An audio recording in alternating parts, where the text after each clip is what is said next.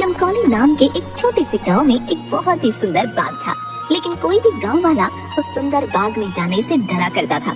उनका मानना था कि अक्सर बाग के उस पार वाली गुफा के अंदर से किसी जिन्न की आवाजें आती हैं, जो आते जाते लोगों को आवाजें देता है, जिससे गांव वाले बहुत डरा करते थे।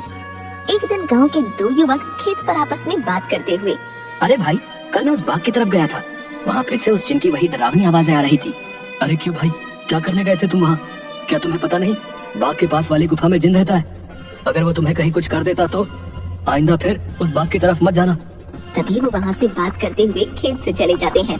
अगले दिन गांव का एक लड़का रांझा, यार इस गुफा में से आवाजें कौन देता होगा? मुझे इसके पीछे जरूर कोई राज नजर आता है। रांझा भैया जो भी हो, लेकिन गलती से भी उस गुफा के अंदर मत जाना। लेकिन इस गुफा का रहस्य तो मैं जान कर रहूंगा। सब गांव वाले डर के साए में आखिर कब तक रहेंगे? उसके बाद शाम हो गई और रांझा और उसका दोस्त अपने अपने घर चले गए। अगले दिन सुबह सारे गांव में सन्नाटा था और रांझा के घर के बाहर उसकी लाश रखी हुई थी। सब रो रहे थे। शाम को बस ये बोल के घर से निकला था कि आज एक रहस्य से पर्दा उठाने जा रहा हूँ। मेरे रांझा की बहादुरी उसे ले डूबी। हाय मेरा बच्चा। हो ना हो, ये उस गुफा वाले दिन नहीं किया है। हाँ। उसी गांव में धन्नू नाम का व्यक्ति रहता था, जो एक व्यापारी था। उसकी दो बेटियां थीं, रीमा और सीमा। उन दोनों को रंग बिरंगे फूलों का बहुत शौक था।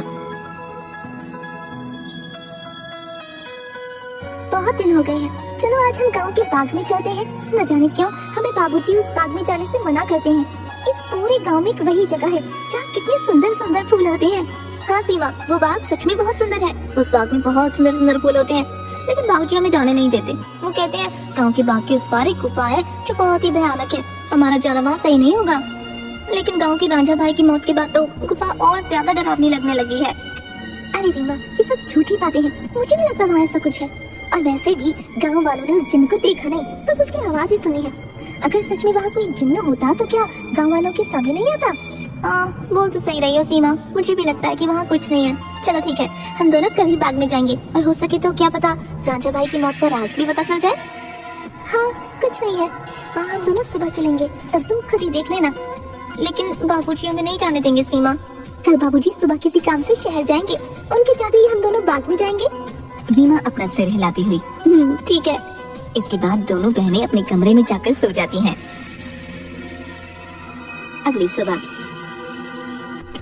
देखो मेरी प्यारी बेटियों, मैं किसी काम से शहर जा रहा हूँ, तुम दोनों अपना ख्याल रखना और उस बाग में फूल तोड़ने मत जाना। वो जगह अच्छी नहीं है, कोई भी गाँव वाला वहाँ नहीं जाता। पता है ना, रांझा भी वही जाने से मारा गया था। हम दोनों बहनें उस बाग में नहीं जाएंगी। इसके बाद धन्नू वहाँ से चला जाता है। उसके जाते ही दोनों बहनें उस बाग की तरफ जाने लगती हैं। कि तभी एक गांव का आदमी उन्हें देख लेता है। अरे सीमा और रीमा बेटिया, तुम इस बाग की तरफ कहाँ जा रही हो? क्या तुम्हें नहीं पता कि बाग की उस तरफ एक गुफा है जो बहुत ही डरावनी है? वहाँ से अक्सर किसी जिन की आवाज आती है। अरे काका, हम दोनों बस बाग में ही जा रहे हैं, वहाँ से कुछ फूल लेकर बस अभी आ जाएंगे। आप चिंता मत कीजिए, हम बाग के उस तरफ वाली गुफा में नहीं जाएंगे। चलो ठीक है बेटिया, लेकिन तुम दोनों शाम होने से पहले आ जाना। अच्छा, अब मैं चलता हूँ। इसके बाद वो आदमी वहाँ से चला जाता है। थोड़ी दूर चलने पर सीमा और रीमा देखती हैं कि दो चोर आपस में बातें कर रहे होते हैं। अरे भाई, हम ये सही कर रहे हैं क्या? गाँव वाले तो कहते हैं उस गुफा में एक जिन रहता है जो लोगों को आवाजें देता है। मुझे नहीं लगता है ऐसा कुछ है। वो गुफा गांव के सरपंच की है। मुझे तो लगता है उसमें बहुत सारा खजाना होगा। सब गांव वालों को डराने का बहाना है। बस चलो, चलकर आज देख ही डालते हैं। इसके बाद वो दोनों गुफा की ओर जाने लगते हैं। उन्हें गुफा की ओर जाता देख रीमा और सीमा भी उनके पीछे जाने लगती हैं। कि तभी वो देखती हैं कि वो दोनों चोर गुफा के अंदर जाने ही वाले होते हैं कि वहाँ एक औरत आती है जो देखने में काफी भयानक होती है और उसके हाथ में एक टोकरी होती है जिसमें बहुत सारे रंग बिरंगे फल होते हैं। तभी वो औरत उन दो चोरों से कहती है, कहाँ जा रहे हो तुम दोनों? क्या तुम्हें पता नहीं इस गुफा में एक जिन्न रहता है? वो तुम्हें मार डालेगा। चले जाओ यहाँ से, चले जाओ। क्या कहा? जिन? अरे पापा। कि तभी उस जिन्न की आवाज आती है। कौन है वहाँ? क्या कोई मुझे सुन पा रहा है? अंदर आओ, निकालो मुझे यहाँ से। जिन्न की ऐसी डरावनी आवाज सुनकर वो दोनों डर जाते हैं। अरे भैया भागो, इस गुफा के अंदर तो सच में कोई जिन है, भागो यहाँ से। और वो दोनों वहाँ से भाग जाते हैं। मैंने तो पहले ही कहा था, यहाँ अब दोबारा मत आना, वो तुम्हें जिंदा नहीं छोड़ेगा। ये सब रीमा और सीमा देख रही थी कि तभी वहाँ रीमा और सीमा के सामने वो औरत आ जाती है जो देखने में काफी भयानक होती है, जिसके हाथ में बहुत सारे रंग बिरंगे फल होते हैं। कहाँ जा रही हो तुम दोनों? सीमा और रीमा डरते हुए, हम तो बस ऐसे ही बाग घूमने आए थे काकी, लेकिन आप यहाँ क्या कर रही हैं? मैं तो यही रहती हूँ, यही बाग मेरा घर है। तुम दोनों यहाँ से जल्दी चली जाओ, वरना वो जिन तुम्हें छोड़ेगा नहीं। जाओ यहाँ से। क्या सच में बाग के उस पार वाली गुफा में कोई जिन्न है काकी? हाँ, और वो बहुत खतरनाक है। तुम दोनों यहाँ से जल्दी चली जाओ। इसके बाद वो औरत वहाँ से चली जाती है। मुझे बहुत डर लग रहा है, अब मैं इसके आगे नहीं जाऊंगी। मुझे लगता है वो औरत सच बोल रही है, वो जिन्न हमें मार डालेगा। मैं नहीं जाऊंगी उस गुफा में। ठीक है, तो मेरा यही इंतजार करना। मैं सब जानना चाहती हूँ, क्या वाकई वो आवाज जिन्न की है या नहीं। इसलिए मैं तो गुफा के अंदर जा रही हूँ। तुम यहाँ से कहीं मत जाना, मैं जल्दी आ जाऊंगी। इसके बाद रीमा अकेले ही आगे चलती है।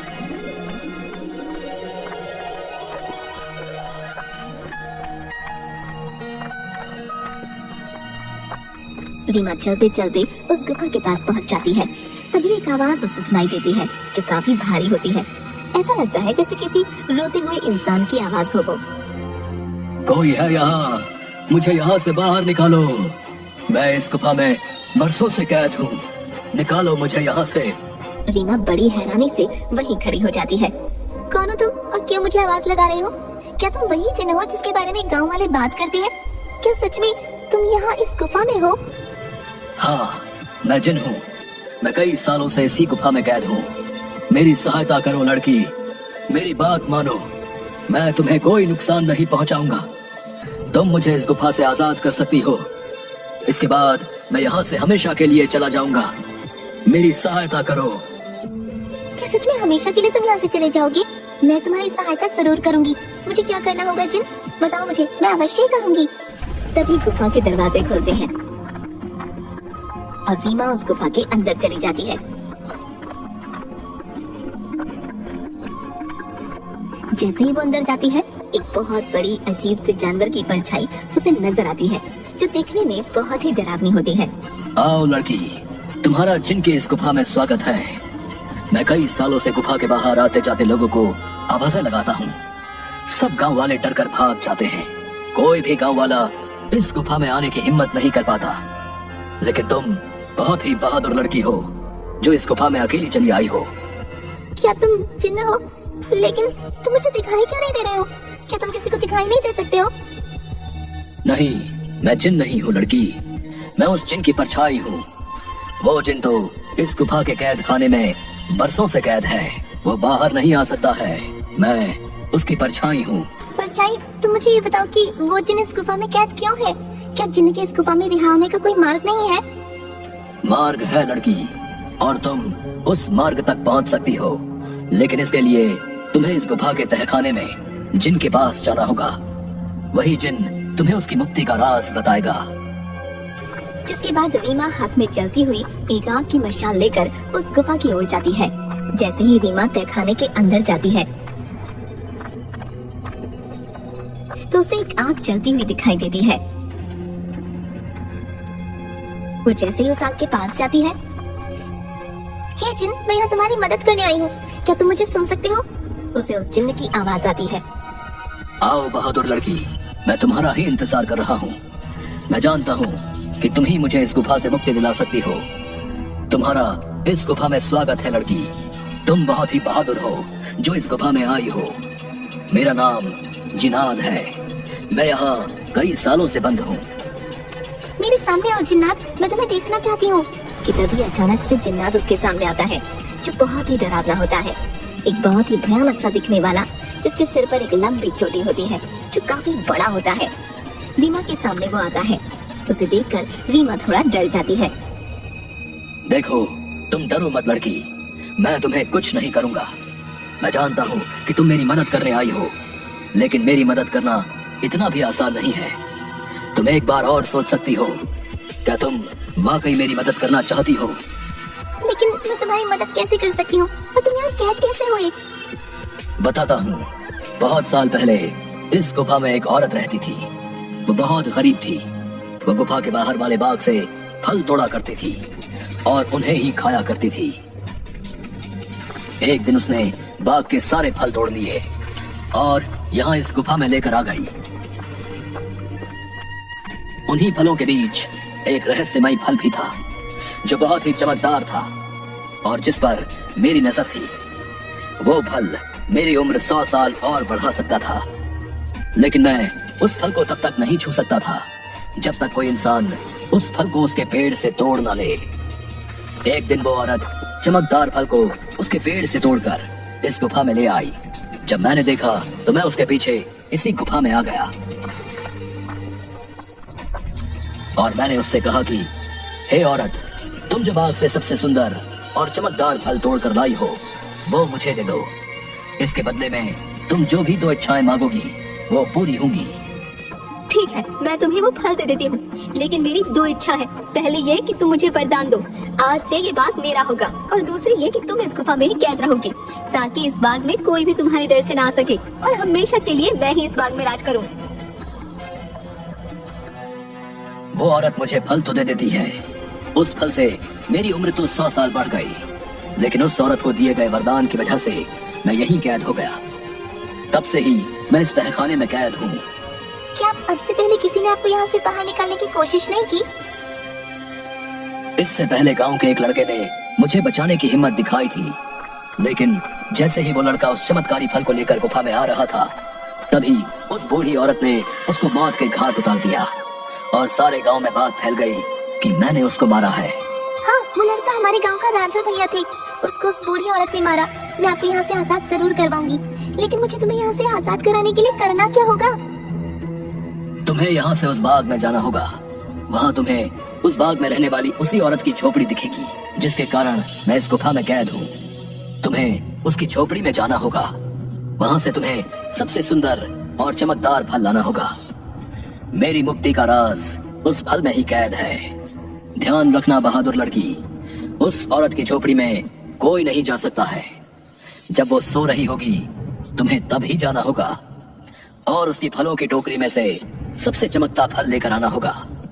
उसी फल में तुम्हें मेरी मुक्ति का राज मिलेगा, लेकिन तुम्हें यह काम बड़ी होशियारी से करना होगा।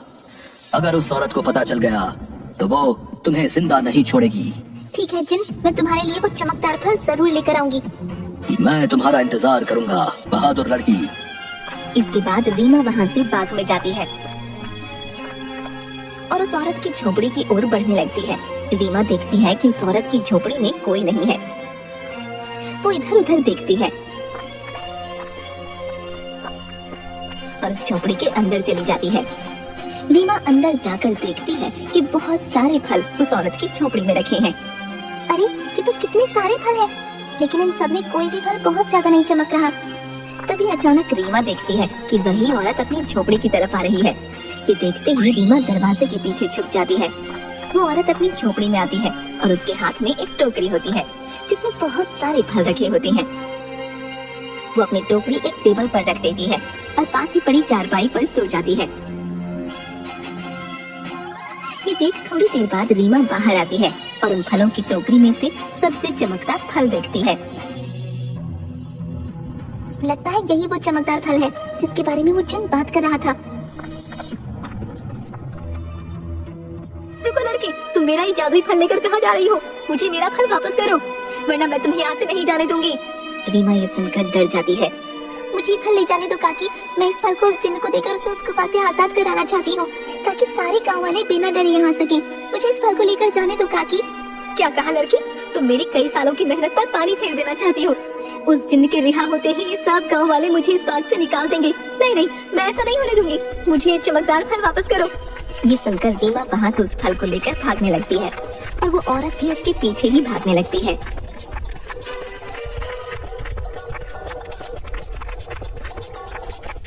रीमा भागते भागते उस गुफा में पहुँच जाती है। जैसे ही वो गुफा में पहुँचती है, वो जादुई फल उसके हाथ से नीचे गिर जाता है, जिसके गिरते ही तोते में बदल जाता है। रीमा ये देखकर हैरान हो जाती है। तभी वो औरत वहाँ आ जाती है। ये तुमने क्या किया लड़की? इस जादुई फल को नीचे गिरा दिया और अभी तोता तुम्हें उस जिन्न की आजादी का सबसे आखिरी रास्ता बताएगा। नहीं, मैं ऐसा नहीं होने दूंगी। मैं तुम्हें मार डालूंगी।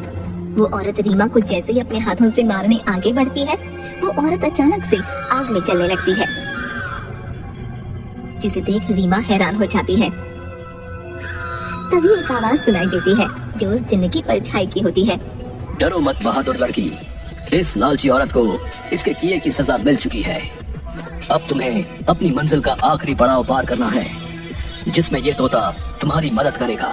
तभी अचानक से वो तोता उड़ने लगता है और गुफा में उसी तरफ भागने लगता है जहाँ वो जिन्न कैद था। रीमा भी उसके पीछे पीछे चलने लगती है। वो तोता एक छोटी सी खिड़की के पास जा बैठता है जो काफी चमक रही थी। तभी तोते की आवाज आती है। सुनो बहादुर लड़की, तुम्हें इस चमकदार खिड़की को खोलना होगा, जिसकी चाबी तुम्हें ढूंढनी होगी। मैं तुम्हें 2 रास्ते बताऊंगा, जिस पर चल के तुम्हें इस खिड़की को खोलने वाली चाबी मिलेगी। लेकिन 2 रास्तों में से तुम्हें कोई एक रास्ता चुनना होगा।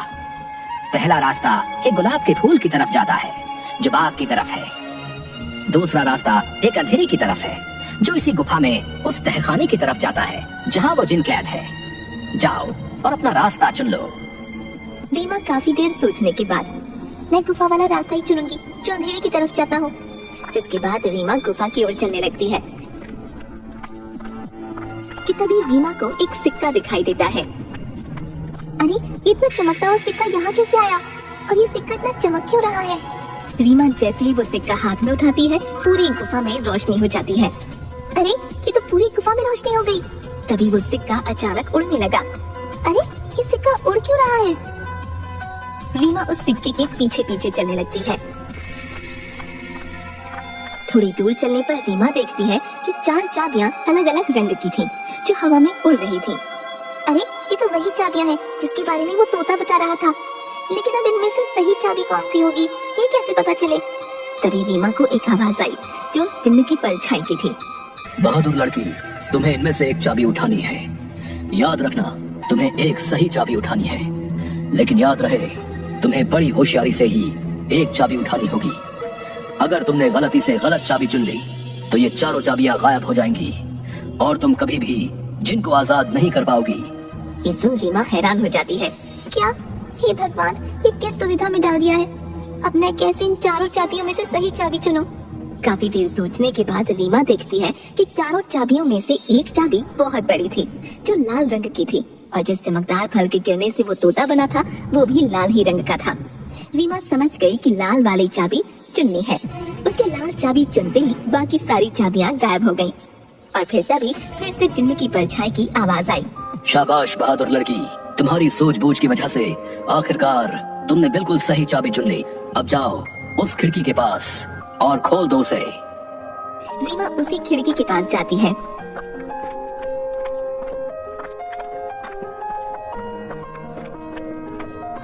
और देखती है कि अभी भी वो तोता उस खिड़की के पास ही बैठा था। ये देखो, मैं इस खिड़की की चाबी ले आई हूँ। तुम वाकई बहुत बहादुर हो लड़की। अब तुम इस चाबी से इस खिड़की को खोल दो। रीमा जैसे ही उस चाबी को खिड़की में लगाती है, खिड़की अचानक से खुल जाती है। रीमा देखती है उस खिड़की के बाहर बहुत रोशनी थी, जिसकी चारों तरफ बहुत सारे चमकदार फल चमक रहे थे और बहुत सारी तितलियां उनके पास मंडरा रही थी। वो तोता उस खिड़की में उड़ता हुआ चला जाता है और तोता खिड़की के बाहर जाते ही उस जिन्न में बदल जाता है जो कई सालों से गुफा में बंद था।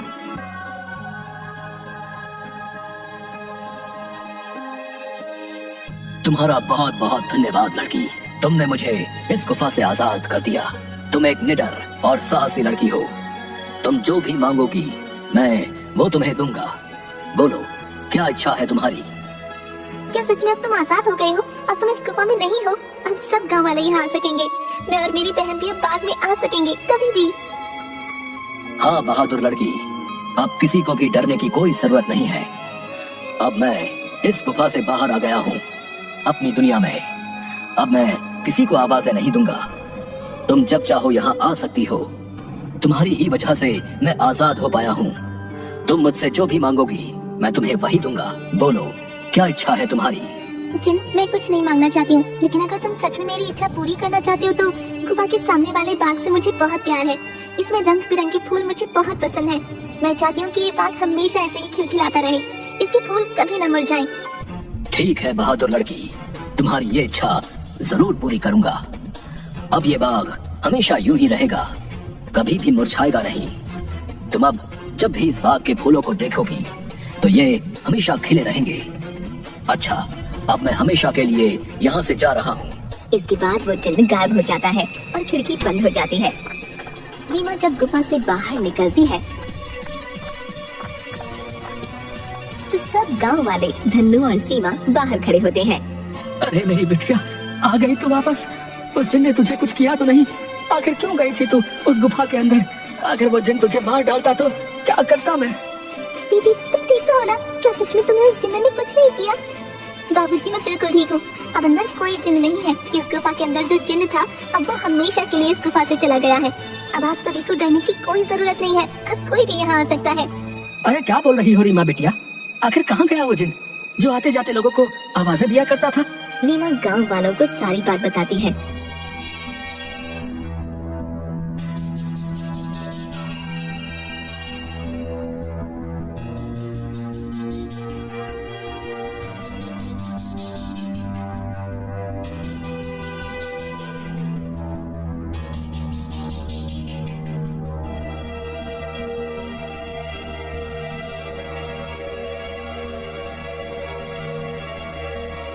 थोड़ी देर बाद गांव वाले बहुत खुश होते हैं और रीमा से बोलते हैं, अरे रीमा बिटिया, तुम तो सचमुच में बहुत बहादुर हो।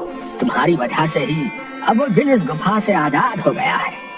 अब हम गांव वालों को डरने की कोई जरूरत नहीं है और रांझा की मौत का रहस्य भी सब गांव वालों को पता चल गया। इसके बाद गांव वाले बिना डरे हंसी खुशी गांव में रहने लगते हैं।